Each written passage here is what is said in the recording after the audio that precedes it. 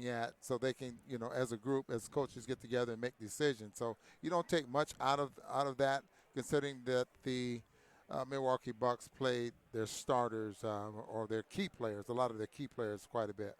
This is David Locke along with Ron Boone. It is POSTCAST. I'm getting told no audio, which is really strange because I'm seeing audio. Let's check and see whether people are getting. Now I got sound. All right, thank you guys for tipping us off. We're obviously building a brand new system this year here for you. We're broadcasting to you live on Twitch, on Facebook, on Periscope, as well as on YouTube. So grab all of those things. Jazz fall tonight by the final score of 133-99. Their postcast broadcast is brought to you by The Store. Their 3 locations, 6200 South, 20th East. Ron's favorite new one at the Gateway, where he can stop by and get everything he needs, hot lunches and all the rest. And the new one at 9th South and 100 West, which is my favorite, as I stop by there often after shoot-around. All right, thank you very much for everyone. The hat tip, it does also mean that we are live on all these formats, and the chat room is open. So if you would like to give us a question or a thought, you are more than welcome to jump in and share those thoughts with us. The Jazz lose tonight. First quarter, they were down 34-23. Giannis Antetokounmpo was unbelievable. And you just really saw the impact of having no Rudy Gobert out there. There were a bunch of plays where Giannis got to the basket. He was amazing. I'm not sure he gets to those when Rudy's on the floor. Well, he wouldn't get to it as easy, that's for sure, and he'd be looking for Rudy. I mean, a couple of times there, he could care less who was around him as he just powered his way to the basket, and he's always trying to dunk. When he gets close to the basket, he's going to try to throw it down on you. Rudy was there, he'd be a little different story.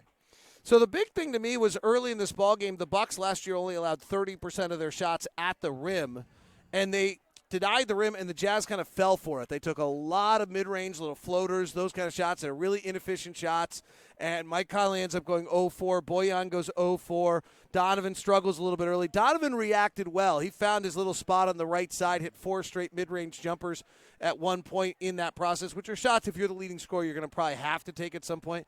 But you saw the Bucks' defensive system, which was to deny at the rim. We talk about Rudy defensively so much. If Rudy had been on the floor offensively, how much would have that helped? Well, first of all, Donovan started shooting the shot that I think a lot of the players should shoot against the Milwaukee Bucks. I mean, that real hard drive and pull up and knock down the 12-footer rather than charging big guys there at the basket or trying to dribble into traffic and trying to make a spectacular pass. Now, Rudy obviously will make some of those shots more available because they have to respect the role. We have not seen him play against both of these Robin Lopez brother, Robin and Brooks Lopez.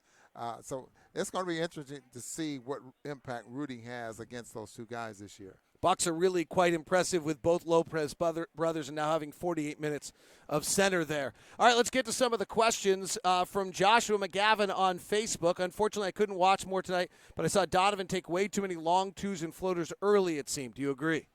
Yes, and now that's something that the coaching staff and some of the coaches have been working on with Donovan.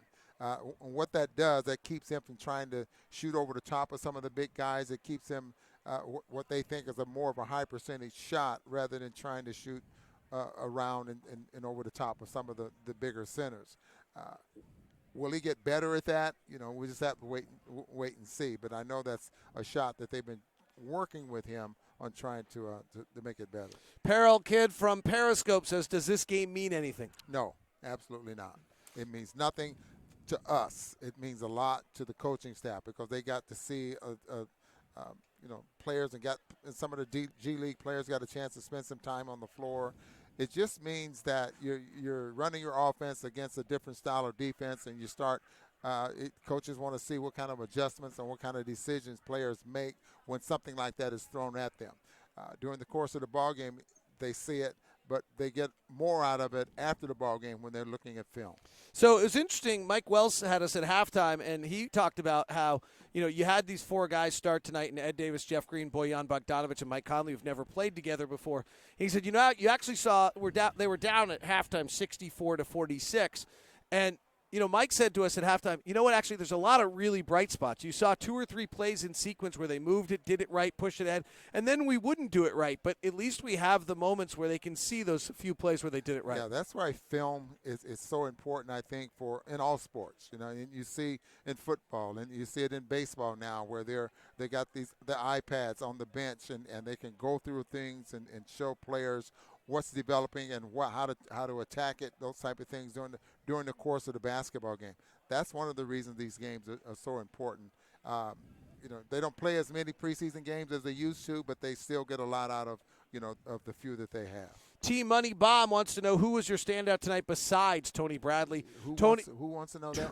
Team Money Bomb. Team Money Bomb. Team Okay. Money Bomb. Okay. Tony Bradley had 17 points and 10 rebounds tonight. Jazz did block one shot tonight. Who was your standout tonight? Probably Donovan. Tony Bradley, who ended up getting 21 minutes, 10 rebounds. Probably him, because he's the player that if he's going to get some minutes, he has to get those Derek Favors minutes at that position, and hopefully after 2 years he's going to get a chance to spend a lot of time on the floor. Preseason basketball is very different. So shoot-around today, they did not run through any of the sequences. They didn't do anything to prepare for Giannis. Yeah. They didn't do any of those type of things. So the preparation of this game is so dramatically different than what you're used to. Yeah, and that's a key right there. We noticed that this morning. We had a discussion about that this morning, how they didn't have any defensive schemes against this team. They knew that it's more important for the Jazz to start recognizing, the type of defense that they want to play and the offense, how they want to just get things done. And knew they were going to play a lot of guys. It was more important, I think, for Quinn and the coaching staff to start giving these guys some time. When are the first cuts? Who makes the final rosters? Oh, it's Jake Johnson from Facebook. I think you'll see some movement here, because what the Jazz can do is let 2 guys go and sign more 2 guys on what's called Section 10 or whatever it is, and then those players go automatically to the Jazz G League roster. So you'll see the Jazz do this and likely sign 2 players coming up here, let 2 go, sign 2, because that's actually just building the Salt Lake Stars roster. From there, I mean, most conversations have been conversation of whether Stanton Kidd or William Howard makes the final 15th spot. Jarrell Brantley and Justin Wright Foreman are both set up as two-way guys, so they're protected. So the only other scenario there is if somebody like Juwan Morgan or someone gets so good in camp that you're scared if he goes to the G League that somebody else will sign him, then you need to move them to a two-way contract or something of that nature. It's called an Exhibit 10. I don't know what I called it, but somebody's correcting me. That is correct.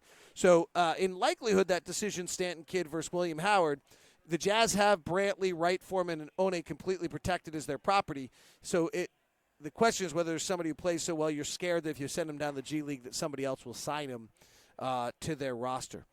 Do you think this is how the game affects how the coaching staff approaches stints without Rudy Gobert on the floor? Repeat that. This is from Jacob Rexus on Periscope. Do you think this game affects how the coaching staff approaches the stints with Gobert on the floor? I think they get a pretty good look at what the Jazz can be like without Rudy on the floor, which is probably a better way of looking at that. And knowing that Ed Davis is an undersized center. How many minutes can he give you? You can see he gets into foul trouble, but he rebounds rebounds very, very well. With Rudy on the floor, things are obviously is entirely different. But I think they get more out of what they are, when Rudy's not on the floor, on how they want to approach the game. Have you seen enough from Tony Bradley? You'd feel comfortable playing him 10 minutes a night if you need to. Absolutely. I think so. At his size, and obviously he has pretty good footwork. He rebounds well, and he's good around the basket. Can he develop a little bit of offense away from the basket? We'll just have to wait and see. I know for sure, we watch practice, that they're working on those type of things with him. But it's time to find out now if he's an NBA player going forward. Thanks very much for tuning into this edition of Postcast tonight. It's been a pleasure to chat with you. We'll be back with you Friday from New Orleans. And thanks for working with us as we continue to try to develop our new live stream setup for you on this. As we're live on Twitch, on Facebook, on YouTube, and Periscope today on the various channels. We'll continue to develop this and work on it as we get ready. It's our preseason, too. Thanks very much for tuning in.